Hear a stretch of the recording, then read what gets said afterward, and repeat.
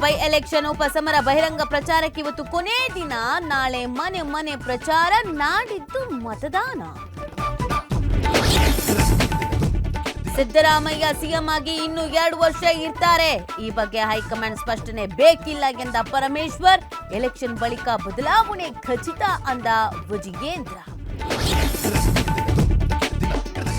ಅಪ್ಪ ಮಗನ lockup death ಕೇಸ್ನಲ್ಲಿ 9 ಪೊಲೀಸರಿಗೆ ಗಲ್ಲು ಶಿಕ್ಷೆ. ತಮಿಳುನಾಡಿನ ಮದುರೈ ಕೋರ್ಟ್ ತೀರ್ಪು. ಕೋವಿಡ್ ವೇಳೆ ಭೀಕರವಾಗಿ ಕೊಂದವರಿಗೆ ಮರಣ ದಂಡನೆ. ಬೈ ಎಲೆಕ್ಷನ್ ಉಪಸಮರ ಬಹಿರಂಗ ಪ್ರಚಾರಕ್ಕೆ ಇವತ್ತು ಕೊನೆ ದಿನ. ನಾಳೆ ಮನೆ ಮನೆ ಪ್ರಚಾರ, ನಾಡಿದ್ದು ಮತದಾನ. ಸಿದ್ದರಾಮಯ್ಯ ಸಿಎಂ ಆಗಿ ಇನ್ನು 2 ವರ್ಷ ಇರ್ತಾರೆ. ಈ ಬಗ್ಗೆ ಹೈಕಮಾಂಡ್ ಸ್ಪಷ್ಟನೆ ಬೇಕಿಲ್ಲ ಎಂದ ಪರಮೇಶ್ವರ್. ಎಲೆಕ್ಷನ್ ಬಳಿಕ ಬದಲಾವಣೆ ಖಚಿತ ಅಂದ ವಿಜಯೇಂದ್ರ.